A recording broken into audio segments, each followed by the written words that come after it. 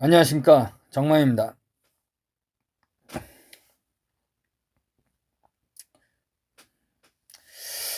오늘 제가 드릴 말씀은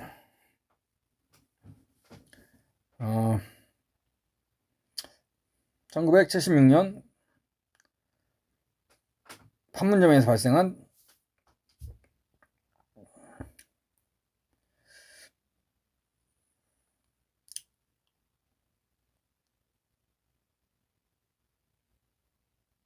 북한군이 자행했던 테러 도끼 만행 사건에 대해서 말씀을 드리고자 합니다.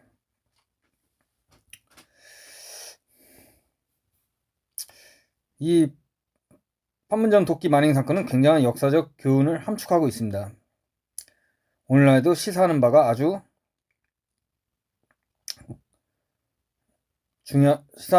크다고 생각합니다. 76년 8월 18일 날 판문점 공동경비구역에서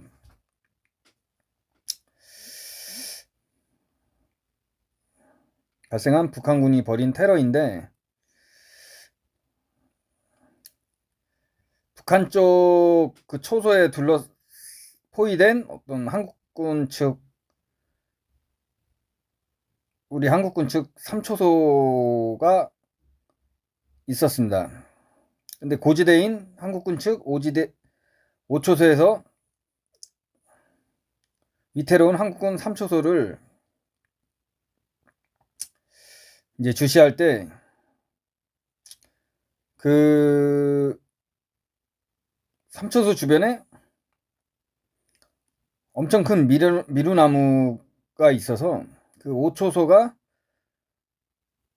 3초소를 주시하는 데 있어 굉장히 큰 방해를 받았습니다. 그래서 유엔군 판문점 경비대에서 공병과 인부들을 동원해서 그 미루나무를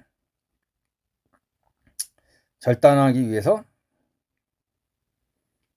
작업을 들어갔는데, 북한군 경비대가 시비를 걸면서 갑자기 큰 폭력 사건으로 발전하는데, 여기서 북한군이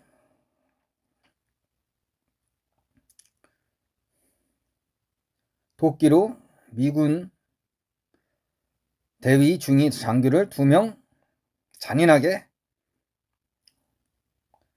학살합니다. 이 엄청난 충격적인 사고에 주한미군 사령관 스티리엘 대장을 비롯한 미군 수뇌부가 격앙돼서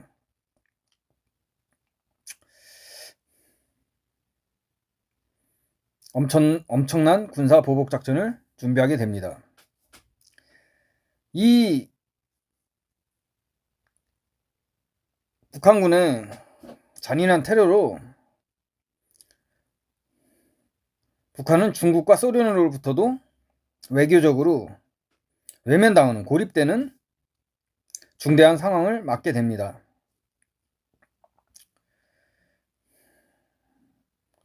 북한 경비대가 벌인 이 테러 사건은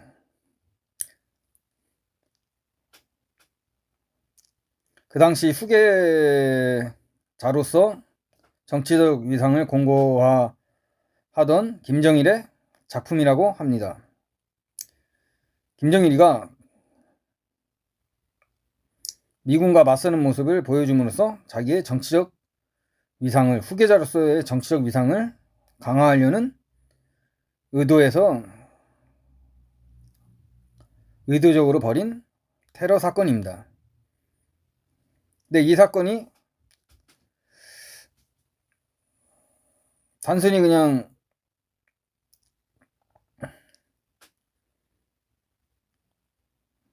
폭행을 해서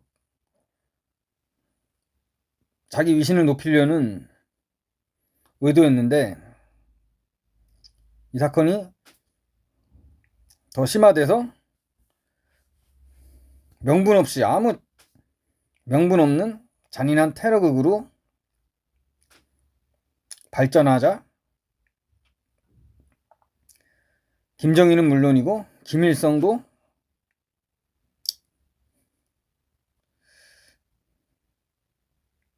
혹시라도 전쟁이 나서 자기의 특권이 없어질까 두려워하며 벌벌 떨며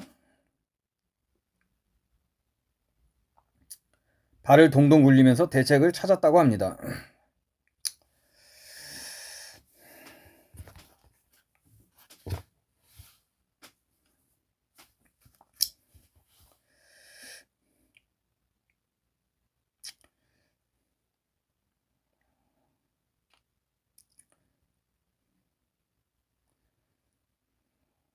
적분한 미군 지휘부는 미군의 전략 자산을 대량으로 한반도에 투사하게 됩니다. B-52 세대, 괌에서 발전한 B-52 세대와 미드의 항모를 비롯한 순양함 5척을 서해로 출격시키고 미 7함대를 서해로 출격시키고 오키나와 가데나 기지에서 F-4 20대로 B-52와 B-51을 호위하고 또한 대구 비행장으로 공대지 핵미사일을 장착한 F-111 전폭기 20대를 대구 비행장에 배치하게 됩니다. 지상에서도 판문점에서도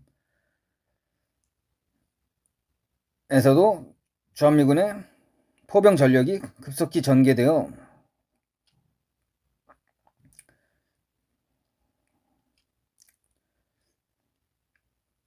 북한을 대규모로 타격할 만반의 준비를 갖추었다고 합니다. 그 당시 유엔군은 비에라 태스크포스를 조직하여 비에라 중령이 지휘하는 비에라 특임대를 조직하여 문제의 그 미네랄무 절단 작전을 진행하게 됩니다. 이 작전의 이름은 폴 버니언 오퍼레이션이었습니다. 작전명 폴 베니언이라는 미국의 어떤 전설적인 나무꾼의 이름을 차용한 작전이었습니다.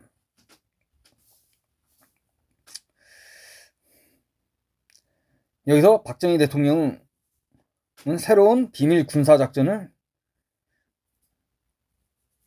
입안하고 실행하게 됩니다.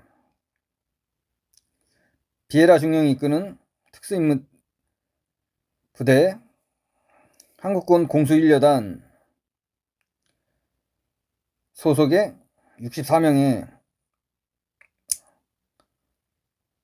특전사 요원들이 공수 여단 소속 1공수 여단 소속 특전대 요원 64명이 김정원 소령의 지휘하에 미군의 비에라 특임대의 미루나무 절단 작전을 엄호하는 부대로 직접 투입되게 됩니다.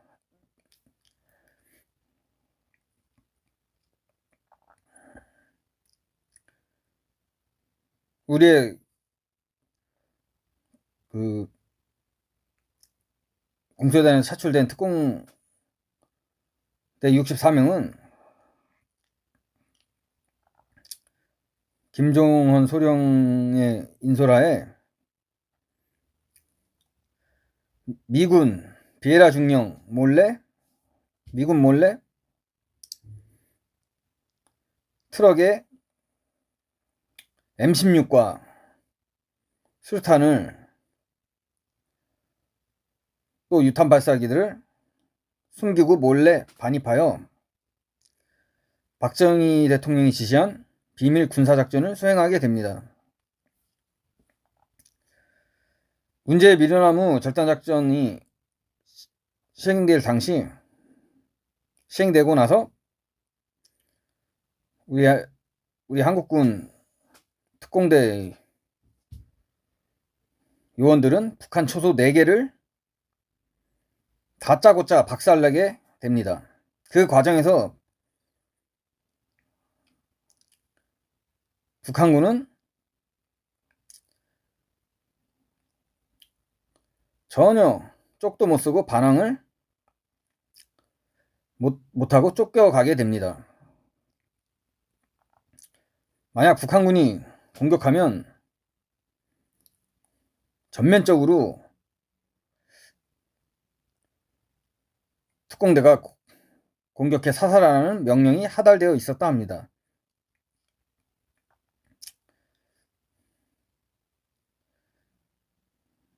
문제의 미루나무 절단작전이 진행되는 동안 또 한국군 특공대가 북한군 초소 4개를 다 때려부시는 동안 판문점에 배치된 북한군 요원들은 찍소리도 못하고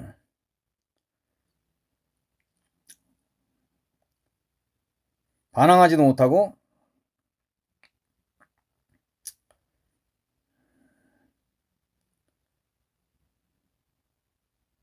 겁먹은 강아지 마냥 지켜보고 있었다 합니다.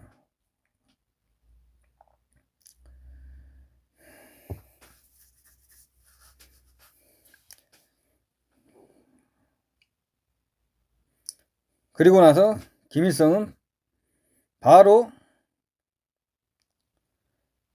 이 판문점 도끼만행 테러에 대해서 바로 사과를 하게 됩니다. 공식적으로 유감의 표명, 사과를 하게 됩니다.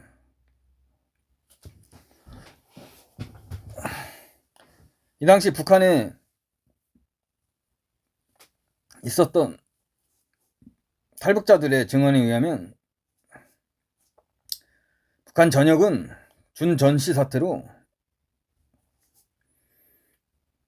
북한 노동당이 아주 인민들을 아주 들볶았다고 합니다.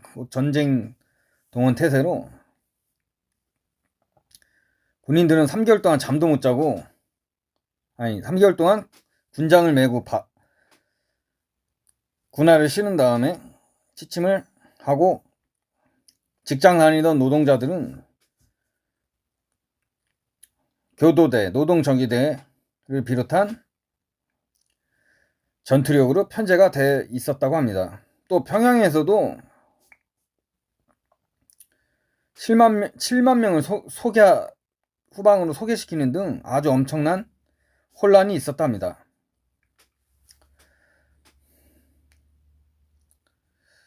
겁먹은 김일성, 김정일 왕조는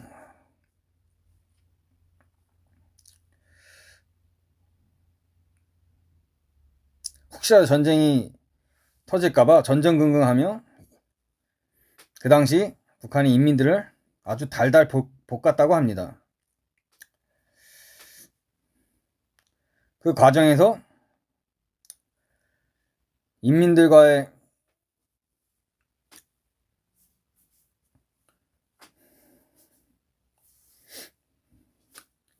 괴리가 커지면서 김정일은 나중에 군중 사업에서 10년은 후퇴했다고, 10년은 손해봤다고 자주 섞인 말을 뱉었다고 합니다.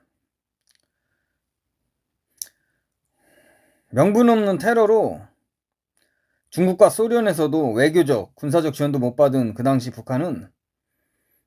북한 김일성 정권은 혹여라도 미군과 한국군이 전면전을 개시하지 않을까 마음을 졸이며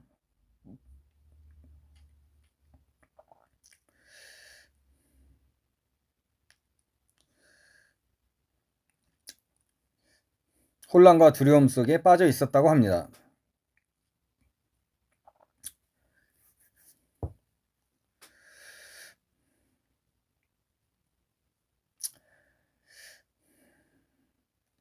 만약에 그 당시 판문점에서 미루나무 절단 작전이 진행되는 동안 북한군이 반항을 했다면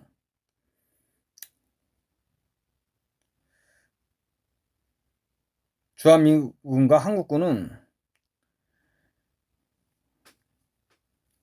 개성까지 진격해서 점령하는 작전 계획을 완벽하게 수립해 놓았다고 합니다.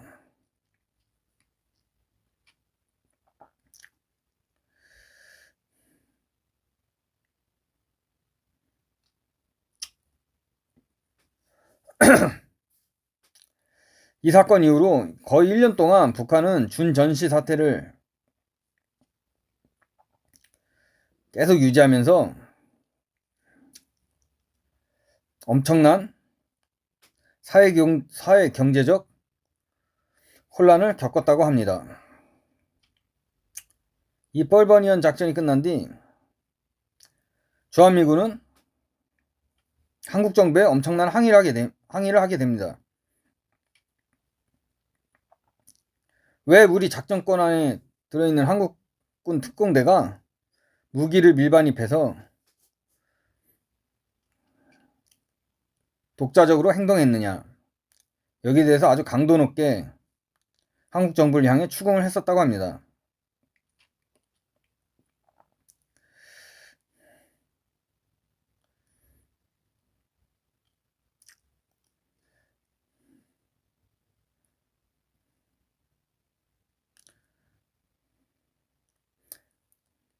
미군의 작전권을 벗어난 독자적인 박정희 대통령의 해안이 깃든 이 비밀 군사작전은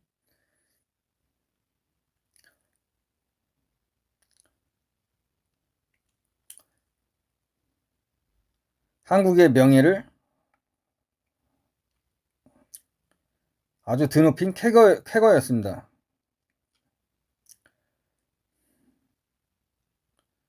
결국 이 사건을 통해서 오늘날에도 유효한 역사적 교훈은 김일성, 김정일 정권 또 김정은 정권은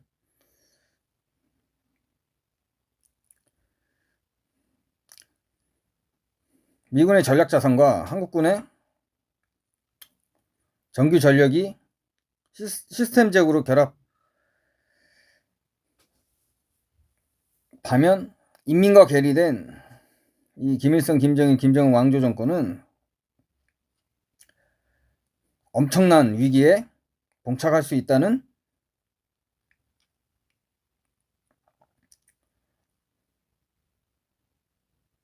중대한 역사적 교훈이 도출됩니다.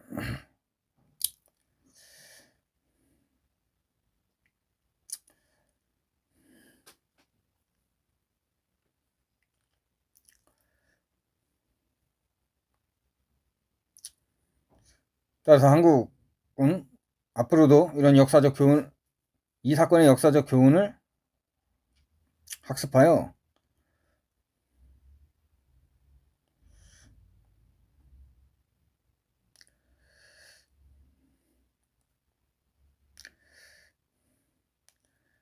한미 연합 전력의 정치적, 군사적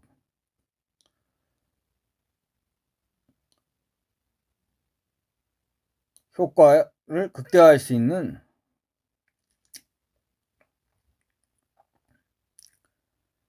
전략적 방안을 계속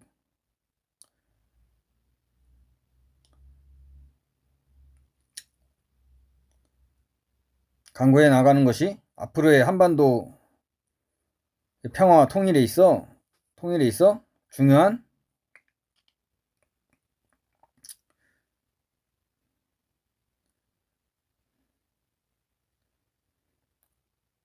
해결책이라고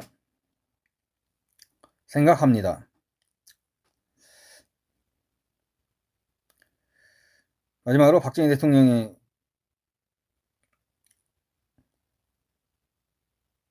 명언을 전해드리고자 합니다. 미친 계획에는 몽둥이가 약이다. 오늘 시청해 주셔서 감사합니다. 감사합니다.